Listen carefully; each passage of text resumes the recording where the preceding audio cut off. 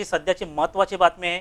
Mumbai Pune express हायवेवर Pavana police चौकी कामशेत येथे सियाज गाडीला भीषण अपघात झाला आहे। या अपघातात 5 युवक ठार झाले असून एक जण गंभीररीत्या जखमी झाला आहे। या संदर्भात अधिक माहिती देण्यासाठी आपले लोणावळा प्रतिनिधी आहेत नरेश बोरकर यांच्याकडून आपण हे सध्या फोन लाईनवर उपस्थित आहेत। नरेश बोरकर यांच्याकडून माहिती घेऊ। नरेश, काय झालंय अपघाता संदर्भात काय माहिती देशील? बरोबर आहे सुनील. काल पहाटे सुमारे 3च्या दरम्यान हा अपघात झालेला आहे। कामशेत येथील पवना चौकीजवळ सियाज गाडीवरील चालकाचा ताबा सुटून हा अपघात झाला असून यामध्ये 5 जण जागीच मृत्यू झाले असून एक जण गंभीर जखमी झालेला आहे। पोलिसांनी दिलेल्या माहितीनुसार गाडीवरील चालकाचा ताबा सुटल्याने हा अपघात झालेला आहे। ही गाडी जवळजवळ 50 ते 60 फूट फरफडत जाऊन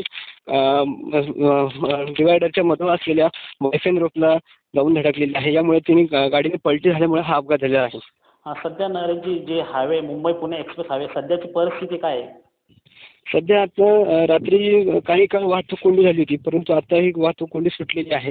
त्यामुळे तसं काही आता प्रॉब्लेम झालेला नाही आहे। सध्या जे आता जखमी आहेत त्यांना कोणत्या हॉस्पिटलमध्ये हलवण्यात आलेले आहे? जो एक जण जखमी आहे त्याला लोकमान्य हॉस्पिटल निगडी येथील हॉस्पिटलमध्ये दाखल करण्यात आलेले आहे। धन्यवाद नरेशजी, शापूर माझाशी बोलल्याबद्दल।